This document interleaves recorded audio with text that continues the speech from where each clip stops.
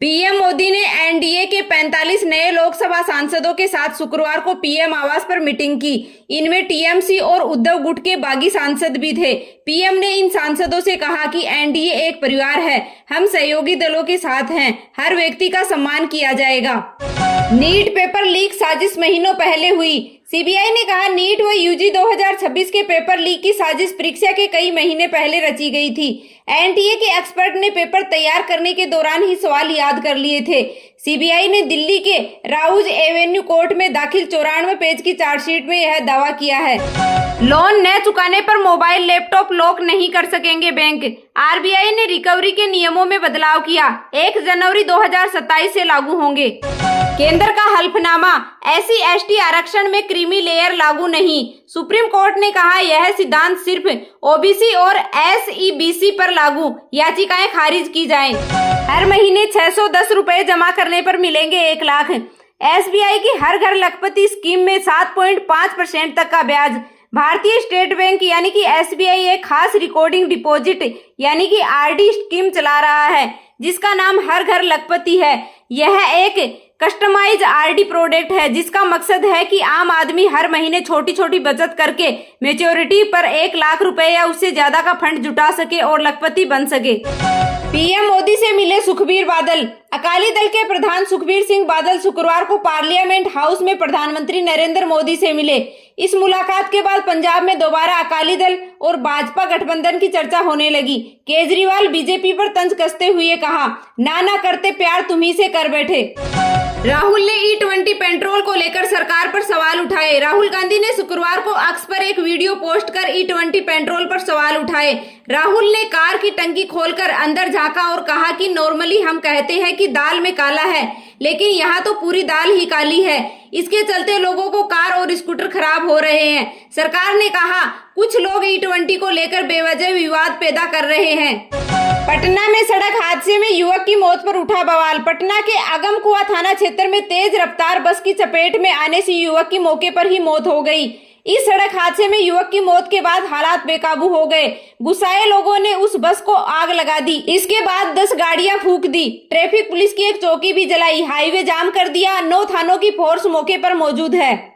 तमिलनाडु के सीएम विजय की पत्नी संगीता ने फैमिली कोर्ट में दाखिल तलाक की अर्जी वापस ली। संगीता ने इसी साल फरवरी 2026 में तलाक की अर्जी दायर की थी। उन्होंने सीएम विजय थालापति पर एक्स्ट्रा मैटेरियल अफेयर का आरोप लगाया था। सीएम बनने के 3 महीने बाद केस खत्म कर दिया। जेल में बंद अतीक अहमद के दोनों बेटों को पैरोल मिली। माफिया अतीक अहमद के जेल में बंद दोनों बेटे अली और उमर छोटे भाई अबान के जनाजे में शामिल होंगे। इलाहाबाद हाईकोर्ट ने शुक्रवार को दोनों भाइयों को पैरोल दे दी। अबान की मौत के सवाल पर डिप्टी सीएम भड़क गए। डाबर के 100% प्योर दावे वाले प्रोडक्ट पर लगा बैन टला। दिल्ली हाईकोर्ट ने डाबर को अंतरिम राहत दी। कोर्ट ने FSSAI के उस आदेश पर रोक लगा दी जिसमें 100% प्योर, 100% नेचुरल और 100% ऑर्गेनिक जैसे दावों वाले उत्पादों की बिक्री तुरंत रोकने को कहा था।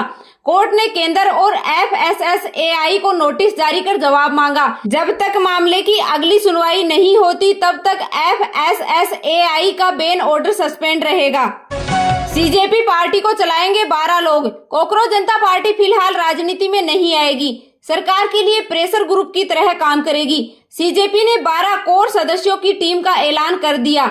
इसमें वकील, सीए, इंजीनियर, पत्रकार शामिल हैं और उन सब की उम्र 35 साल से कम है। सरकार ने कहा विदेशी फंडिंग संशोधन बिल भारत का आंतरिक मामला है, किसी दूसरे देश को इस पर कमेंट करने का अधिकार नहीं है। भारत ने अमेरिकी सांसद रिले मूर की टिप्पणी का जवाब दिया। सांसद ने कहा यह बिल ईसाइयों के खिलाफ सीधा हमला है। आम ग्राहकों के लिए यूपीआई फ्री ही रहेगा। हाल ही में संसद में पेश हुए नए बिल के बाद एक बहस शुरू हो गई। इस पर वित्त मंत्री ने कहा कि आम ग्राहकों को डरने की जरूरत नहीं, यूपीआई उनके लिए फ्री ही रहेगा। 2000 रुपए से ज्यादा ट्रांजैक्शन पर मर्चेंट चार्ज संभव है।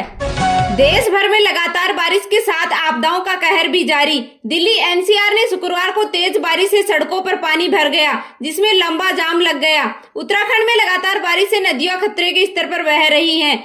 हरिद्वार, ऋषिकेश में घाट और मंदिर डूब गए। रुद्रप्रयाग में स्कूल बंद हैं। राज्य की 132 सड़कें, बद्रीनाथ, गंगोत्री नेशनल हाईवे बंद कर दिए गए हैं।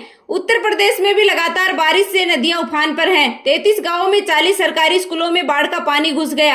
हिमाचल प्रदेश में लेडी स्लाइड से शिमला किन्नौर नेशनल हाईवे बंद हो गया। थाईलैंड में 9वीं के छात्र ने 8 लोगों की हत्या की। थाईलैंड के एक स्कूल में शुक्रवार को 9वीं के छात्र ने फायरिंग कर दी।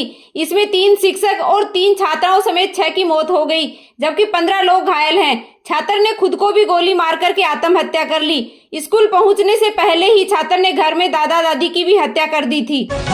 ईरान समर्थित हुती विद्रोहियों ने यमन और सऊदी अरब पर बड़ा हमला कर दिया, जिसमें यमन के 58 सैनिकों की मौत हो गई। सऊदी अरब में 11 लोग घायल हो गए और कई जगह पर आग लगी है। अमेरिका अपनी परमाणु नीति बदल रहा। चीन और रूस से बढ़ते तनाव को देखते हुए अमेरिका अपनी परमाणु नीति बदलने की तैयारी कर रहा है, जिसमें बड़े परमाणु हथियारों के साथ छोटे एटम बम भी इस्तेमाल का विकल्प होंगे। न्यूक्लियर वेपन सिर्फ डराने के लिए नहीं, बल्कि जरूरत पड़ने पर इनका इस्तेमाल दुश्मन के सैन्य ठिकानों और सीमित युद्ध में किया जा सकेगा। अमेरिका में पहली बार बर्थ टूरिज्म पर रोक। अमेरिकी राष्ट्रपति ने बताया कि उन्होंने इमिग्रेशन से जुड़े 2 कार्यकारी आदेश साइन किए हैं। इनमें एक अमेरिका में पैदा होने वाले उन लोगों की संख्या को सीमित करेगा जो यहाँ नागरिकता पाने के हकदार हैं। दूसरा आदेश बर्थ टूरिज्म पर लगाने के लिए है। इसके तहत उन विदेशी पर्यटकों का वीजा प्रतिबंध बढ़ाए जाएंगे जो अमेरिका में आकर बच्चे जन्म देना चाहते हैं। ट्रंप ने कहा, बर्थ राइट सिटीजनशिप मजाक बनी हुई है।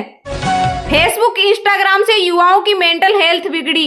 मेटा पर अमेरिकी कोर्ट ने 9,030 करोड़ का जुर्माना लगाया। युवाओं के इलाज पर 3,993 करोड़ खर्च होंगे। 40 साल बाद बेफोर्स केस बंद।